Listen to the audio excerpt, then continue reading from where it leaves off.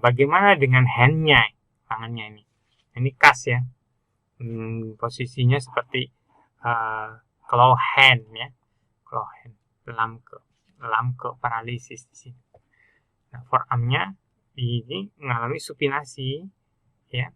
Ini lihat metacarpophalangeal joint-nya, hiperekstensi fingernya ada, hiperekstensi ya, lebih ke arah ekstensi, dan jari-jarinya mengalami fleksi.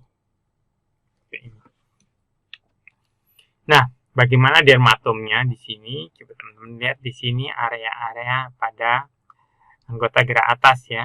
Ini ya. Bagaimana ketika median nerve ya di sini yang mengalami gangguan ya, dermatom di area ibu jari sampai ke jari tengah ke manis ya, tengah tapi manis tengah, setengahnya saja. Itu ya. Itu ini kasnya dilihat dari anterior dengan ini posterior. Itu terjadinya gangguan ya. Nah, palsi ini ya, dia disebabkan memang yang sering ya terjadi ya, bisa saat melahirkan itu ya tadi ya, dari gambarnya ada juga terlihat ya, dan juga adanya di sini ya terkait dengan otot-otot yang mengalami paralisis ini, biceps, deltoid, brachialis, dan brachioradialis ya. Deformitasnya ini ya terjadi forearm tadi, ekstensi pronasi ya, kas ya.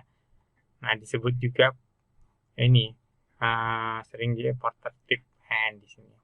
Disability ya, di sini terjadi abduksi dan lateral rotasi ya pada shouldernya, dan juga flexion dan supinasi pada forearmnya, dan biceps mengalami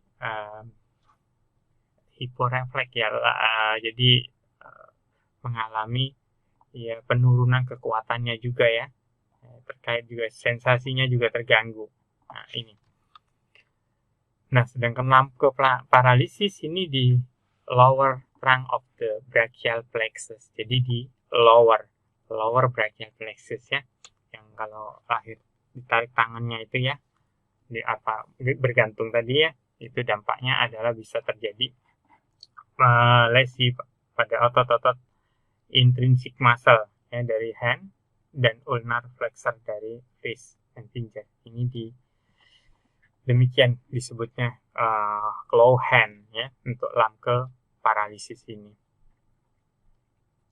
Nah, teman-teman semua, bagaimana fisioterapi berperan terkait dengan kondisi adanya lesi plexus brachialis ini? Nah, tentunya kita upayakan dari posturnya yang kita koreksi, perbaiki ya, terkait dengan lebih ke arah bagaimana postur itu diperbaiki sehingga akan memudahkan bergerak. Ya, kemudian tidak hanya postur, tapi terkait juga dengan adanya lingkup gerak sendi yang terbatas, terutama di bagian yang lesi di area anggota gerak atas di tangan ini ya, mulai dari shoulder, lower, upper extremity. Kemudian adanya kelemahan ototnya karena lesinya sehingga saraf itu menuju otot itu menjadi berkurang, sehingga reaksinya penurunan pada kekuatan otot. Sensasinya pun demikian ya, akan terjadi penurunan ya. Nah, ini teman-teman, bahwa bagaimana kita bisa melakukan intervensi dan juga bisa memberikan solusi ya terhadap kelemahan, gangguan gerak, dan juga fungsionalnya terganggu ini. Kita bisa melakukan suatu aktivitas terapi latihan fungsional, maupun dengan bisa dikembangkan ke bagaimana cara makan, minum yang sudah sehari-hari yang sebelumnya bisa dilakukannya. Ini ya teman-teman, tujuannya kita melakukan terapi latihan fungsional ataupun kita melakukan intervensi fisioterapi tentunya untuk mencegah atrofi ya, karena mengalami pengecilan karena adanya lesi plexus brachialis ini. Meningkatkan kekuatan otot dan fleksibilitas otot ya, karena terjadi kelemahan pada otot tersebut. Nah, jika juga ada nyeri, itu bisa diturunkan ya, bagaimana dengan melakukan suatu terapi latihan maupun dengan menggunakan stimulasi saraf ya.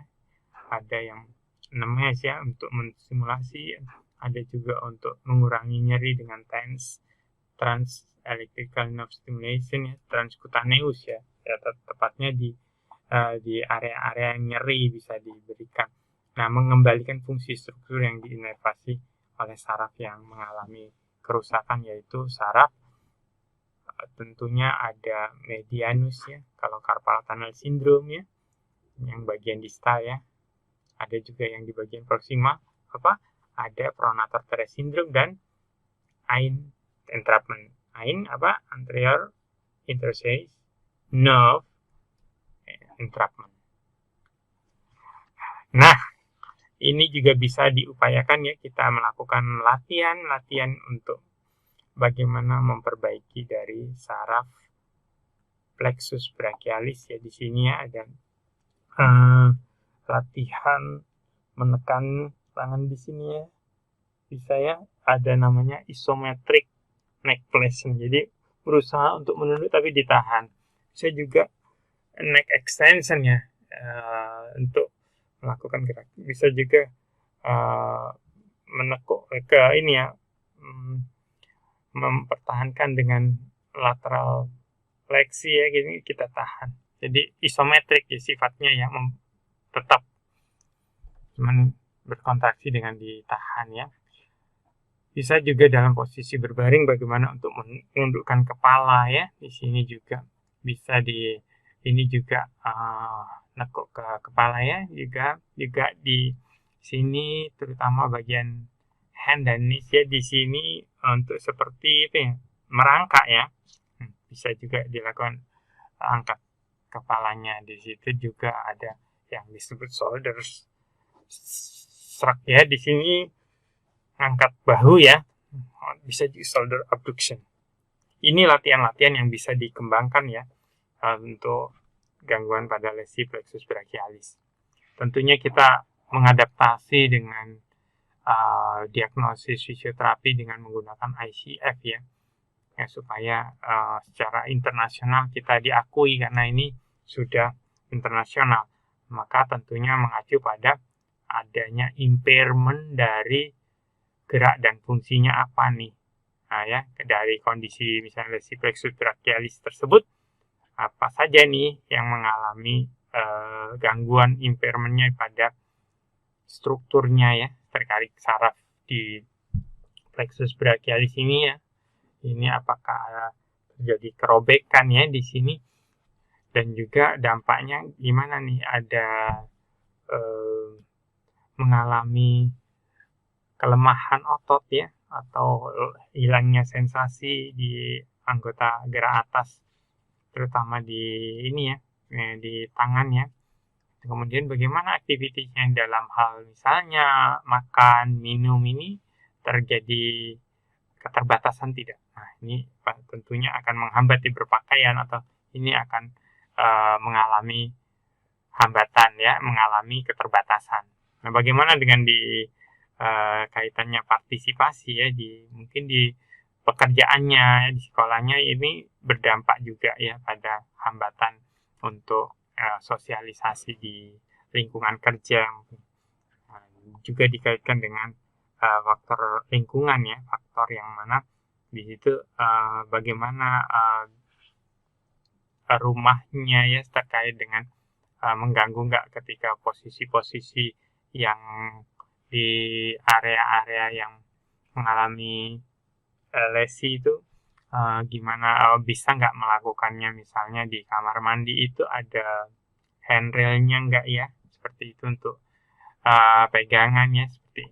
Kemudian di personal faktor terkait dengan motivasinya ya, usia, jenis kelamin juga bisa mempengaruhi. Nah, demikian ya materi pada fisioterapi gangguan pada lesi plexus brachialis ini. Semoga bermanfaat. Terima kasih. Sampai bertemu kembali. Selamat belajar. Sukses selalu untuk teman-teman semua.